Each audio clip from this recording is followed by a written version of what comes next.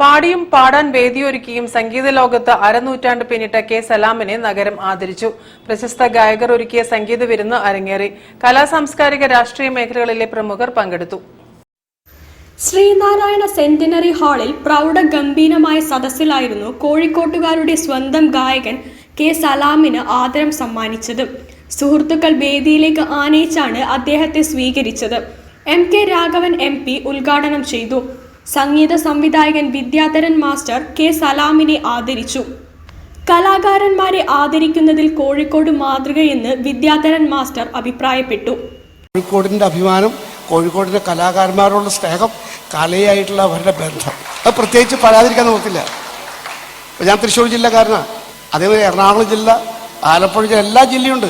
ഇത്തരത്തിലൊരു കലാകാരനെ ഇങ്ങനെ ആദരിക്കുക വളരെ കാലമായിട്ടത് അങ്ങനെയുള്ള കാര്യങ്ങൾ വളരെ കുറവേ കേട്ടിട്ടുള്ളൂ.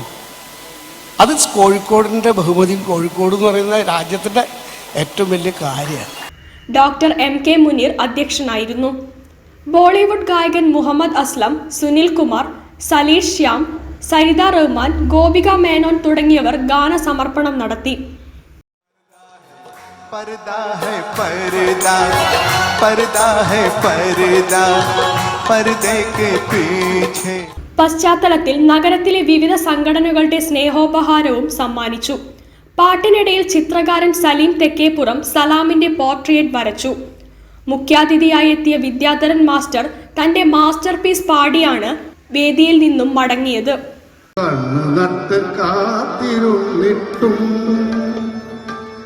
എന്റെ കരളിന്റെ കരിമ്പ് തോട്ടം കത്തെടുത്തതാരാണ്,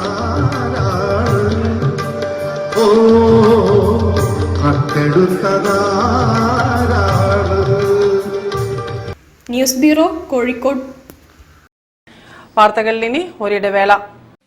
ക്യാൻസറിനെതിരെ പൊരുതാനായി കാലിക്കറ്റ് സിറ്റി സർവീസ് സഹകരണ ബാങ്കും MVR ക്യാൻസർ സെന്ററും സംയുക്തമായി അവതരിപ്പിക്കുന്ന ക്യാൻസർ ചികിത്സാ സഹായ പദ്ധതിയാണ് മാസ് കെയർ.